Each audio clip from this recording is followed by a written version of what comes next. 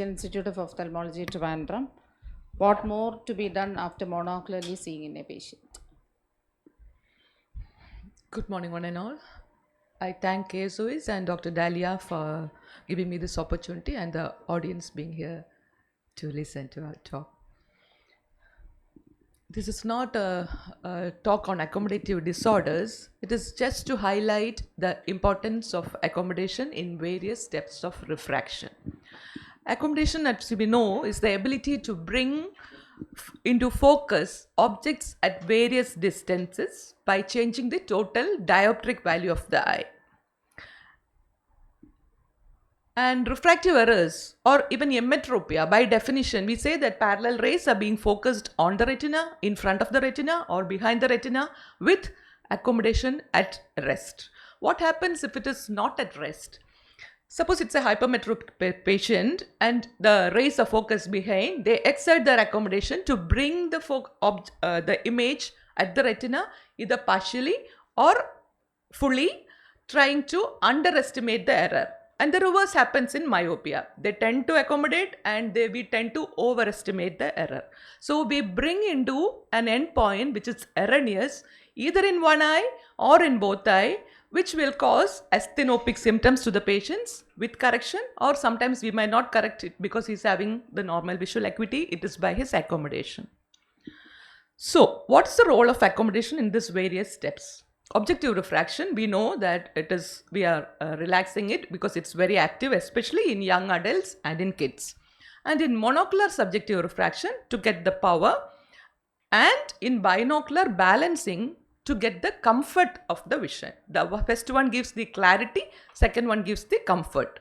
And to find out the amplitude of accommodation, especially in near vision, to give the near vision comfort that is different from near ad in presbyopia, which we identify by a technique called dynamic retinoscopy. And again, the amplitude of accommodation is needed to give the near ad.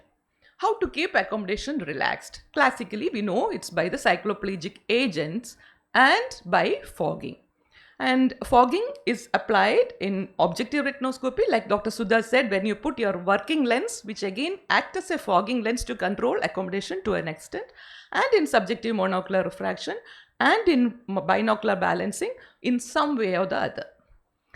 What is fogging? She has already told we are building up plus spherical power such that we are converging the lens, the image on creating an artificial myopia and causing a blurring of the vision, so that any further effort of the patient to accommodate will only blur the vision. So actually the patient is forced or made to relax his accommodation.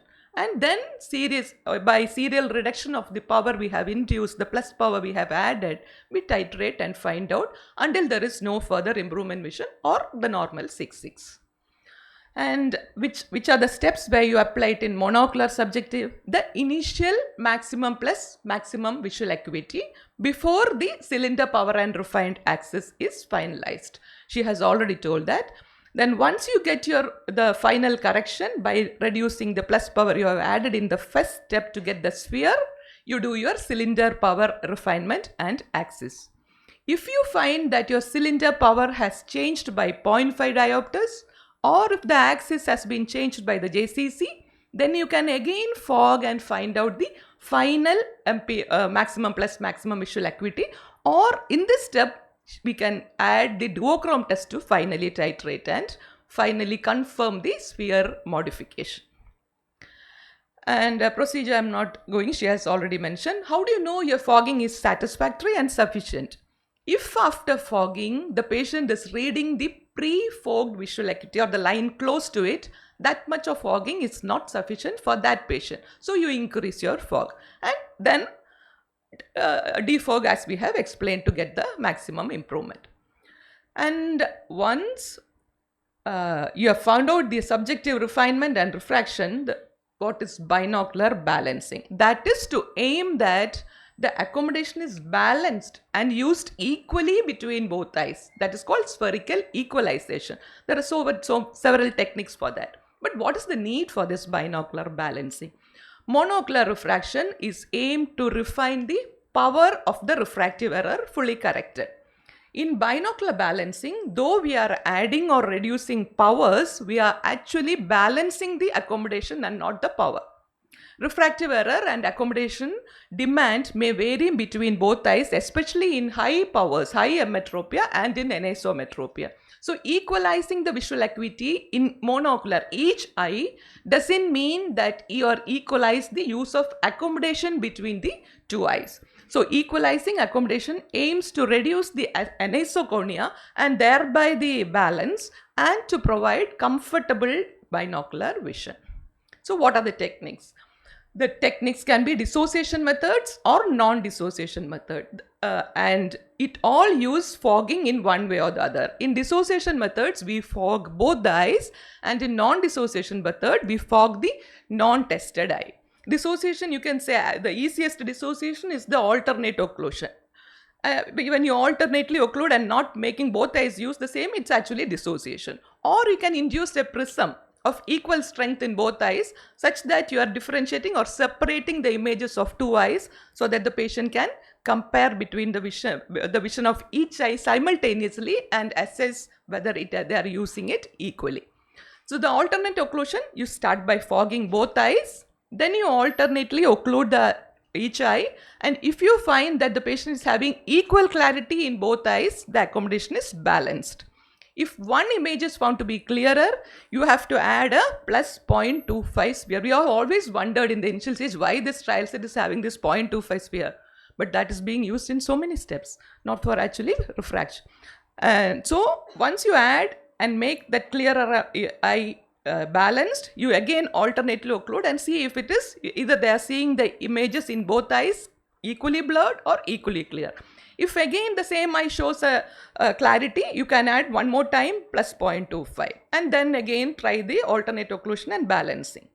And then once it is balanced or equally seen by both eyes, start the defogging and find out the final thing. And whatever power has to be added to balance it has to be added to the original monocular subjective refraction. So this is a patient. You can see this is our power. We have fogged the lens. Now you alternately occlude and you find that the right eye is clearer. So you add the plus 0.25 to that eye, and this whatever has been added to be added to the original thing. The second thing is the prism dissociation. We use vertical prism because up and down separation is easily identified. It can be either 3 diopter prism or 4 diopter, but it should be equal such that conventionally base down in one eye such that the upper image belongs to the right eye and base up in the left eye where the lower image belongs to the left eye, and patient can compare. So fogged, then the prism is introduced, 4 is introduced. If it is equally blurred, he will see like this. We are asking them to look at the fogged line, 612 line or 680. If one eye is, one image is clear, this is the upper one, so that belongs to the right eye, and so you add the plus 0.25 to the right eye and again ask the patient to compare, and rest of it, the procedures are the same. This is an even more specialization to the prism dissociation where you fog and then introduce the prism and ask to see the duochrome chart so that upper chart belongs to the right eye, lower chart belongs to the left eye, and patient can balance the duochrome by the same original method of duochrome Rani has said. So it is more easier for the patient, but you should have the duochrome chart. This is the non-dissociation method of binocular balancing, which is actually a simple test, the same thing we do in monocular, but only thing we are fogging the non-tested eye instead of occluding, because occlusion per se can also stimulate accommodation in the non-tested eye and can cause balance problem. So we are just fogging the non-tested eye and doing the best vision sphere. That is the swirl technique, or the alternately comparing plus 0.25, minus 0.25, again plus 0.25. If at all patient feels a difference in the testing eye by either of the swirling, you add that lens accordingly and refine the sphere of that tested eye. Once you test your right eye, fogging the left eye, and the swirling is done and refined, you fog the right eye and do it the same in the left eye. And if whatever power has to be accepted has to be added to the original monocular subjective value you got. So this is her power. So this is the non-tested eye is fogged, and you put plus 0.25. If it is better, anything, if it then change into minus 0.25 and see if the clarity is better, not it getting dark or clear. The vision has to be better, and again come back to plus. That is meaning solving alternatively plus 0.25 test 1, lens 2, lens 1, and if the patient sees any difference, add the corresponding lens. And once you finish your distant vision, what is the role in near vision? Even when the refractive error is corrected and balanced, the patient can have asthenopic symptoms for near because of the inability to maintain the accommodation at this final distance. So that's called lag or lead of accommodation. If the amplitude of accommodation response is less than the accommodative demand at that given distance, your eye will be focused behind that object. So that's called lag. If the accommodative response for that distance is more than the demand of that distance, your eyes get focused in front of the object, and that's called lead. So testing this lag and lead is important in any patients who are having near blur, near headache, diplopia or asthenopia for near, irrespective of their age. And it has also been said that those kids who are having this lag in myopic kids have the risk of myopic progression also. So that technique is called dynamic retinoscopy, which is much easier than the static. It should be performed in all patients with near vision problem. Monocular estimation method is the method which is commonly recommended, where you wear your distance correction, then with both eyes open, you test onto the retinoscope by putting this chart, this card on this head of the retinoscope, and patient is asked to read the letters on the card aloud, so that he is exerting all the accommodation needed for this distance. Suppose you see a significant plus reflex, you neutralize it with plus lenses, with movement, you neutralize with plus lenses, and if you see a negative movement, you have against the movement, you have to neutralize with a negative lens. 0.25 to plus 0.75 movement which can be neutralized with a 0.25 to 0.75 is normal. So any movement which is neutralized with more than plus 0.75 is a lag, against the movement is a lead, and if it's a reflex are equal between two eyes, those are the signs for accommodative dysfunction. And in refractive steps, high accommodative lag is seen when you have it to a hypermetropic side, either by over minusing the myopic power or by under plusing the hypermetropic power, or in accommodative insufficiency.